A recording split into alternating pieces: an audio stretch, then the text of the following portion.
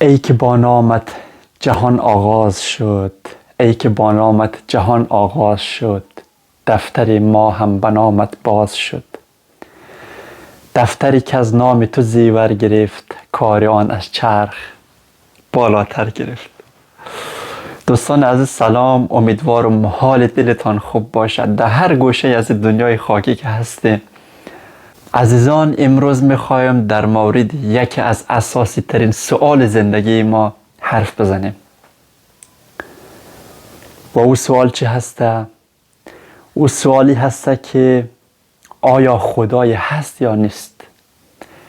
بالاخره ما باید جواب این سوال را باید پیدا کنیم. میدونی تا امروز را یک باوری که مثلا ما و تو داشتیم، خب باور خود ما نبوده، که باور بالاخره پدر ما بوده، مادر ما بوده، باور اطرافیان ما بوده، در همون جایی که زندگی میکردیم مثلا باورهای اونا بوده که اونا در ما هم مثلا کسی این باور انتقال داده بوده و ما هم همین رقم قبول کردیم.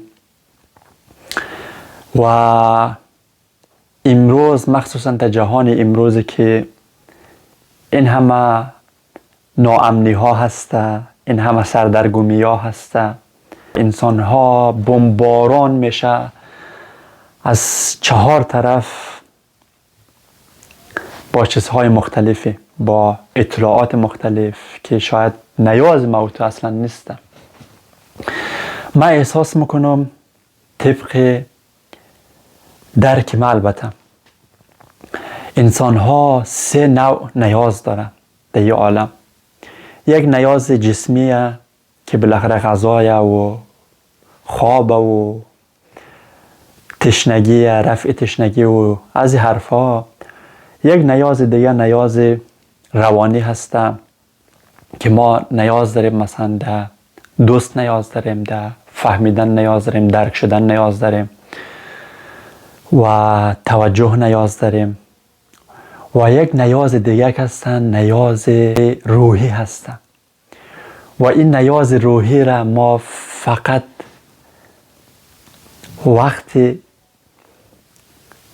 در جای پیدا میکنیم که وصل شویم با عالم غیب، وصل شویم با او کسی که ما خدا صدایش میکنیم، خداوند، کسی که ما را خلق کرده.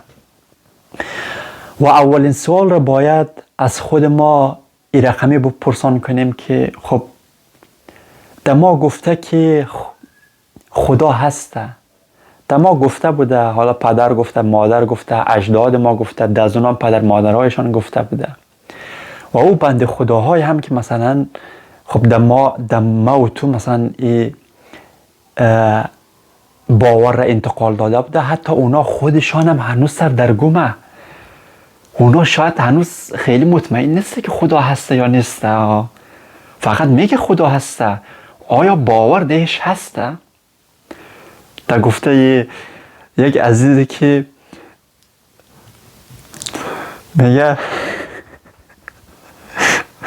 میگه ما به اندازه مثلا خدا را به اندازه $10 قبول داریم مثاله، ولی اگه مثلا ازش یک خواسته مثلا بزرگی داشته باشیم، حالا 1 میلیارد مثلا اگه خواسته داشته باشیم، مثلا اگه ما $1 میلیارد میخوایم، دیگه شک میکنیم، مثل که احساس میکنیم که نه دیگه حدم نیسته.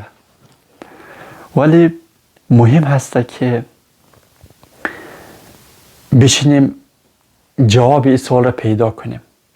و من میگم که یک روزی بشین خودت بکش کنار، بگو آقا علی آقا، نمیدونم شیرین خانم، بیا بشینه حرف بزن با خودت، بگو که تا امروز را در ما گفته خدایا، ما که نمیدانیم هستی نیستی، کجایی، کجا هستی، کجا نیستی، ولی در ما گفته که هستی. و ما یه عالم را وقتی نگاه میکنیم، آسمان نگاه میکنیم، زمین نگاه میکنیم، آفتاب میبینیم، طبیعت میبینیم، این همه عظمت میبینیم، بازم برای ما سوال میشه که اینا نمیتونه مثلا همین رقم اتفاقی در وجود آمده باشه. خب بالاخره در ته دل ما یک چیزی میگه که نه، باید یک کسی باشه مثلا اینا را به این همه مثلا کس زیبایی درست کرده باشه. میگه قیافه خودت نگاه کن، بگو نه، باید یک عظمت بوده باشه که مرا در این زیبایی آفریده. میگه اگه یه ابروهایت راست بود تو کج میشدی. یعنی اقدر تناسب کسته وجود داره در همه عالم، از همه چیز گرفته. بگو وقتی اینا رو میبینی در ما یک چیزی میگه که خب یک خدای میتونه باشه، ولی میخوایم از خودت بشنویم. میخوایم از خودت بشنویم آقا هست نیستی؟ برای ما معلوم کن. گفته بچه ها شینگت معلوم کن.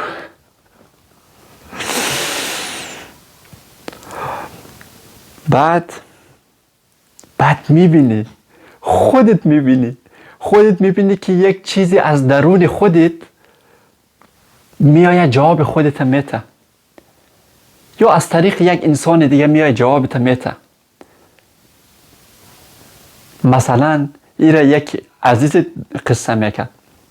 مثلا میری بیرون که برای یه آدم پیش آمده بوده، میری بیرون یک انسان را میبینی، قبلا میدیدی انسانه و اصلا مثلا از حرفای مثلا نمیدونم اعتقادی و باوری و دینی و چیزها اصلا نمیزنه معمولا. اصلا دایی گفته مثلا امروزی ها کسی اصلا دایی فاز نیست.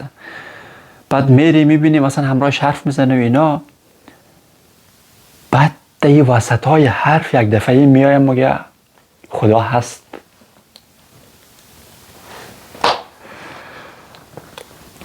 الله اکبر.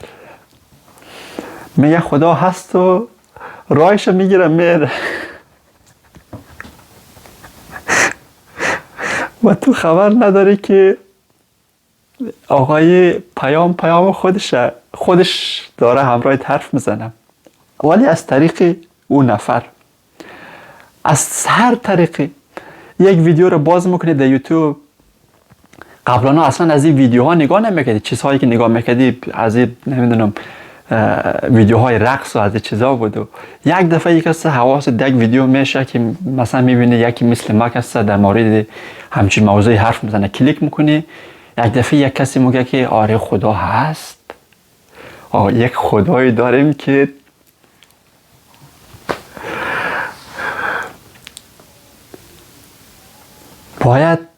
باید جواب این سوال پیدا کنی، باید خانه دلبر را پیدا کنی.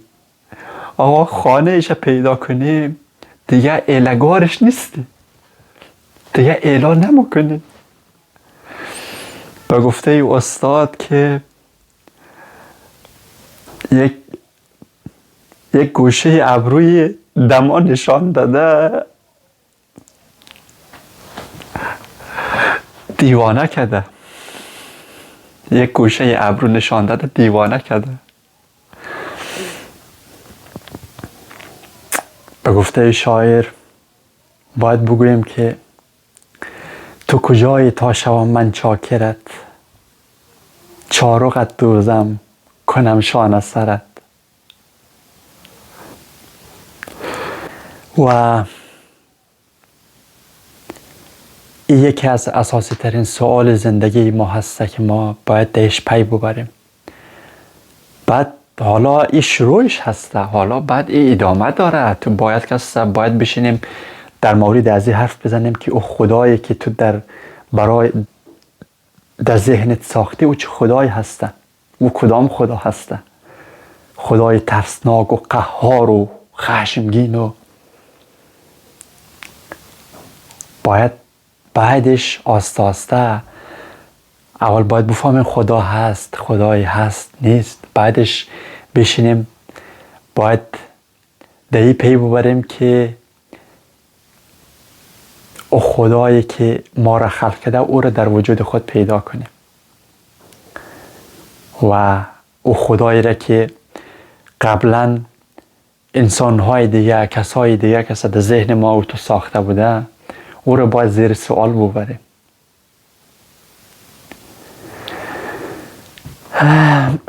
عزیزان، ویدیو طولانی شد.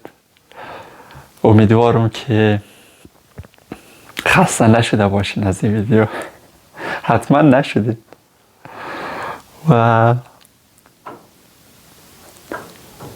امیدوارم که همه ما خانه یار پیدا کنیم. البته یک چیز هست که او همهش ما را صدا میکنه.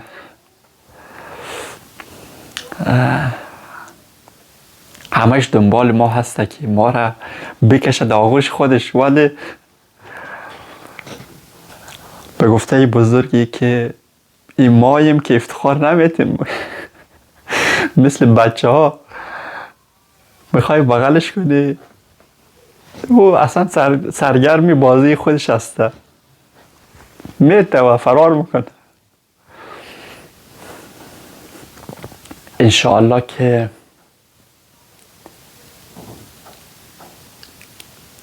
همه ما را در آغوش بگیره.